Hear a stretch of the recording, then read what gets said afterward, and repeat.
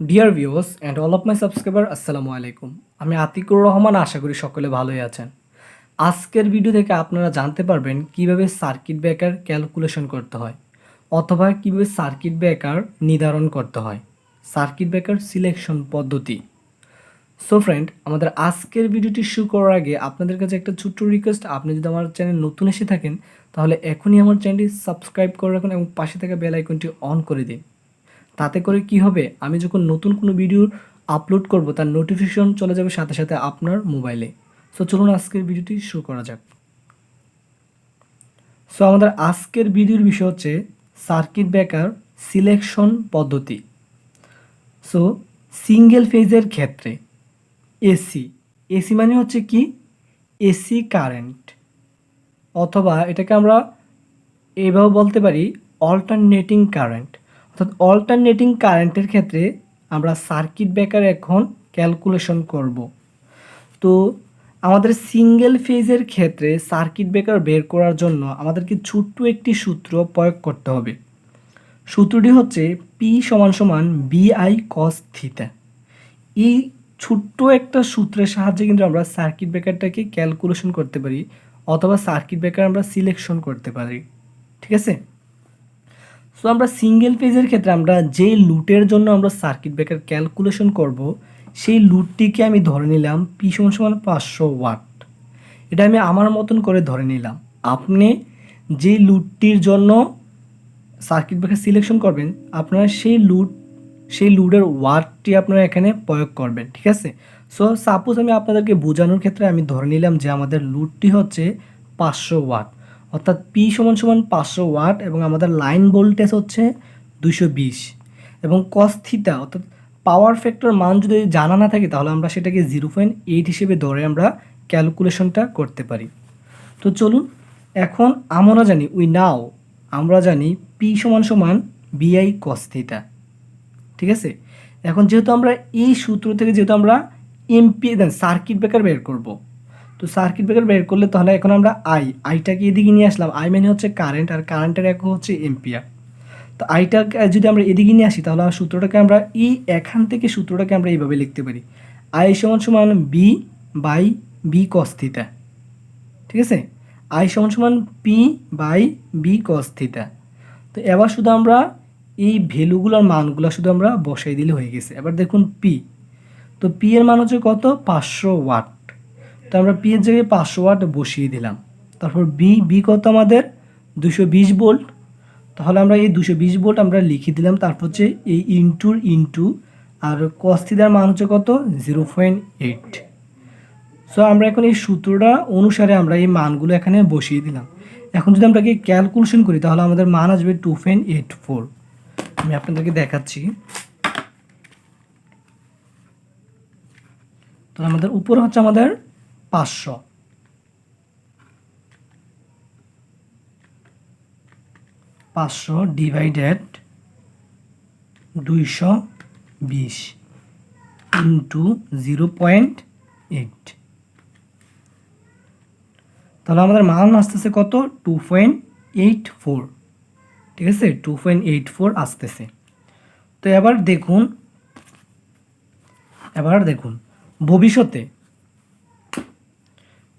ভবিষ্যতে লোড বাড়তে পারে, সেজন্য আমরা 25% বেশি ধরে এম্পিয়ার বের করব।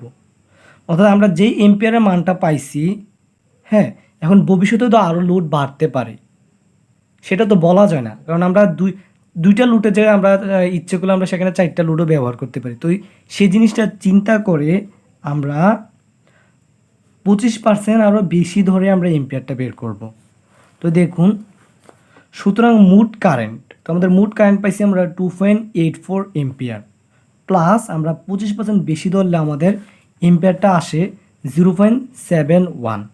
এই 25% এটা আপনারা কীভাবে বের করবেন দেখেন।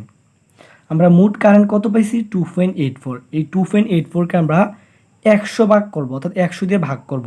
100 দিয়ে ভাগ করলে আমরা প্রতি 1 ভাগের মান পাবো। তো যেহেতু এই 25 দিয়ে যদি আমরা মুড কারেন্টকে ভাগ দিই তাহলে আমরা পাচ্ছি 0.0284।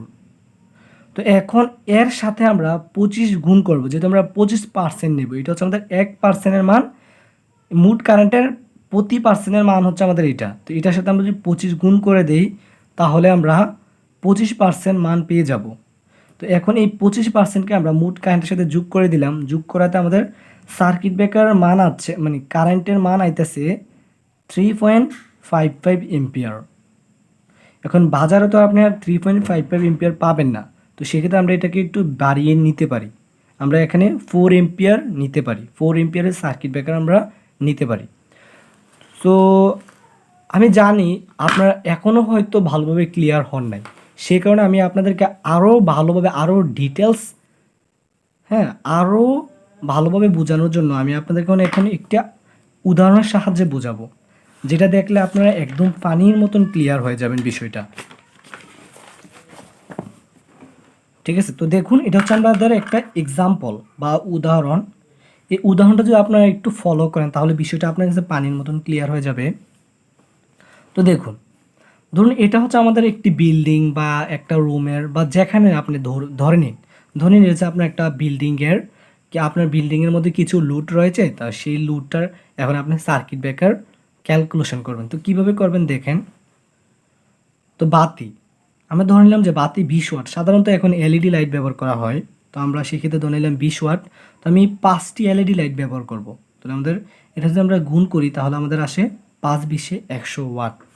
তো একটা ফ্যান সাধারণত 80 ওয়াট হয়ে থাকে, একটা টিভি 100 ওয়াট হয়ে থাকে, 2 পিন সকেট 100 ওয়াট হয়ে থাকে, এবং একটি ব্লেন্ডার 700 ওয়াট, আয়রন 900 ওয়াট এবং AC 1000 watt, 3 pin socket 2000 watt.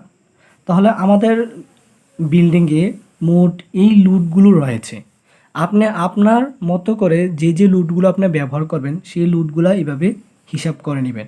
আমি সাপোজ আপনাদেরকে বোঝানোর জন্য আমি কিছু লুট এখানে ধরে নিছি। তো এখন আমরা কি করব, এখন তো আমরা প্রত্যেকটা লুট এখানে বসালাম যে আমি কি কি লুট ব্যবহার করব আমার বাড়িতে। ঠিক আছে, তো এই সব কিছু লেখার পর বা বের করার পর এখন আমরা এই টোটাল ওয়াটটাকে আমরা ক্যালকুলেশন করব যে আসলে কত ওয়াট ব্যবহার হচ্ছে। তো দেখুন মোট লুট হচ্ছে আমাদের এত ওয়াট, 4980 ওয়াট, অর্থাৎ 4980 ওয়াট। আমাদের এই বিল্ডিংটার মধ্যে মোট 4980 ওয়াট লুট ব্যবহার হচ্ছে। ঠিক আছে, এখন এই যে আমরা ওয়াটটা পাইলাম, অর্থাৎ এই লুটটা যে আমরা পাইলাম, লুটের মান যে পাইলাম, এটার জন্য এখন আমরা এই এই সবগুলো লুটের জন্য আমরা এখন কত এম্পিয়ারের সার্কিট ব্রেকার বের করবো সেটা এখন আমরা ক্যালকুলেশন করব। তো দেখুন এখানে আপনারা আরেকটা বিষয় খেয়াল করুন, দেখুন পাওয়ার ফ্যাক্টর। ঠিক আছে, পাওয়ার ফ্যাক্টর দেখুন বাসাবাড়ির ক্ষেত্রে সাধারণত পাওয়ার ফ্যাক্টর আমরা 0.9 ধরে ক্যালকুলেশন করি এবং ইন্ডাস্ট্রির ক্ষেত্রে আমরা 0.8 ধরে ক্যালকুলেশন করি। এই জিনিসটা অবশ্যই মাথায় রাখবেন। তো এবার দেখুন এখন আমরা সূত্র জানি কি, আরেকটা বিষয় দেখুন লাইন ভোল্টেজ সাধারণত 220 ভোল্ট হয়ে থাকে। তো এখন আমরা সার্কিট ব্রেকার বের করার একটা সূত্র আমরা জানি কি, সূত্রটা হচ্ছে আমাদের পি সমান সমান বিআই কস থিটা, যেটা আমরা একটু আগে করে আসছি। ঠিক আছে, তো পি সমান সমান বিআই কস থিটা, তাহলে যেহেতু আমরা কারেন্টের মান বের করবো সেহেতু আমরা সূত্রটাকে এখন এইভাবে লিখতে পারি, এখান থেকে আই সমান সমান P by B cos theta. এবার শুধু আমরা এগুলোর মানগুলো আমরা বসিয়ে দেবো। তো পি এর মান হচ্ছে আমাদের 4980 ওয়াট এবং বি এর মান হচ্ছে আমাদের 220 এবং কস থিটার মান অর্থাৎ পাওয়ার ফ্যাক্টরের মান হচ্ছে আমাদের 0.9। এখন দেখুন আমরা যদি এটাকে ক্যালকুলেশন করি তাহলে আমাদের মান আসতেছে 25.1515 এম্পিয়ার। তো এখন আমরা 25% বেশি ধরে নিব আমাদের সেফটির জন্য। ঠিক আছে, যাতে ওভারলোড না হয় বা ভবিষ্যতের কথা চিন্তা করে আমরা 25% বেশি ধরে নিয়েছি। ঠিক আছে, তো এখন 25% বেশি ধরে নিলে আমাদের ক্যালকুলেশন করলে আমাদের এম্পিয়ারটা আসতেছে 31.44 অর্থাৎ 31.44 এম্পিয়ার। সো সেক্ষেত্রে আমরা একটু বাড়িয়ে নিতে পারি। তো আমরা সেক্ষেত্রে আমরা ধরে নিলাম 32 এম্পিয়ার। ঠিক আছে, 32 এম্পিয়ার। তো এটা হচ্ছে আমাদের অল্টারনেটিং কারেন্টের সিঙ্গেল ফেজের ক্ষেত্রে। ঠিক আছে, এবার আমরা ডিসি কারেন্টের ক্ষেত্রে কীভাবে সার্কিট ব্রেকার ক্যালকুলেশন করতে হয় সেটাই দেখব। আর আপনাদেরকে আরেকটু ডিটেলস বলে দেই। দেখুন বাজারে যে মানের সার্কিট ব্রেকারগুলো আপনারা পাবেন, কারণ বাজারে কিন্তু আপনার সাধারণত এই সার্কিট ব্রেকারগুলো 1 থেকে 100 এম্পিয়ারের পর্যন্ত হয়ে থাকে, হয়ে থাকলেও বাট আপনি কিন্তু বাজারে সব মানের সার্কিট ব্রেকার পাবেন না। আপনার মন মতো মন গড়া চাইলে কিন্তু আপনি সব ধরনের সার্কিট ব্রেকার কিন্তু আপনি পাবেন না, যে কোনো মানের সার্কিট ব্রেকার পাবেন না।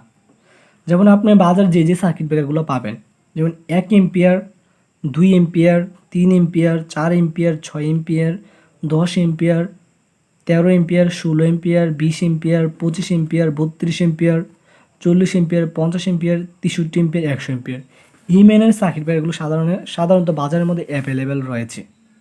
ঠিক আছে, অর্থাৎ যেগুলোর সাথে আমি এখন পর্যন্ত পরিচিত হয়েছি, এই পর্যন্ত পরিচিত হয়েছি, সেগুলোই আপনাদেরকে উল্লেখ করে দেখালাম। এবার দেখুন আপনার ডিসি সার্কিট ব্রেকার ক্যালকুলেশন। এবার ডিসি কারেন্টের ক্ষেত্রে আপনারা কীভাবে সার্কিট ব্রেকার ক্যালকুলেশন করবেন, একেবারে ইজি। দেখুন আমরা ওইখানে যে একটি সূত্র প্রয়োগ করেছিলাম, পি সমান সমান বিআই কস থিটা, কিন্তু এখানে কস থিটার ভ্যালুটা আসবে না, কস থিটার মানটা আসবে না বা কস থিটা আসবে না, কারণ এসি কারেন্টের ক্ষেত্রে কোনো ডিসি কারেন্টের ক্ষেত্রে কোনো পাওয়ার ফ্যাক্টর নেই। এসি কারেন্টের ক্ষেত্রে শুধু পাওয়ার ফ্যাক্টর রয়েছে, যেহেতু ডিসি কারেন্টের ক্ষেত্রে কোনো পাওয়ার ফ্যাক্টর নেই, সেক্ষেত্রে এখানে কস থিটার ভ্যালুটা আসবে না। ঠিক আছে, আর এটা শুধু হবে পি সমান সমান বিআই। সো সাপোজ আমি আপনাদেরকে বোঝানোর ক্ষেত্রে আমি পাওয়ারটা ধরে নিলাম যে 550 ওয়াট এবং ভোল্টেজটা আমি ধরে নিলাম যে 110 ভোল্ট। সো আপনি যে ডিসি কারেন্টের যে সার্কিট ব্রেকার ক্যালকুলেশন করবেন, ওইটার ভোল্ট যত হয় তত ধরে নেবেন। ঠিক আছে, আমি জাস্ট ধরে নিলাম। সো এখন আমরা এখান থেকে আমরা এটাকে এইভাবে লিখতে পারি, আই সমান সমান পি বাই বি। তো পি এর মান হচ্ছে আমাদের 550 ওয়াট এবং বি এর মান হচ্ছে 110 ভোল্ট। ঠিক আছে, তো এখন যদি আমরা এটাকে ক্যালকুলেশন করি তাহলে আমাদের 5 এম্পিয়ার আসবে। সো 25% সেফটি ফ্যাক্টর আমরা 25% বাড়িয়ে ধরবো আমাদের নিরাপত্তার জন্য বা ভবিষ্যতের কথা চিন্তা করে। তো টোটাল কারেন্ট এখন আমরা পাবো, অর্থাৎ মোট কারেন্ট পাবো, যদি 25% আমরা যোগ করি তাহলে আমরা কারেন্টের মান পাবো 5। দেখুন এই মোট কারেন্ট হচ্ছে 5 এম্পিয়ার প্লাস 25%, তো 25% আমরা যোগ করলে আমাদের মান আসবে 6.25 এম্পিয়ার।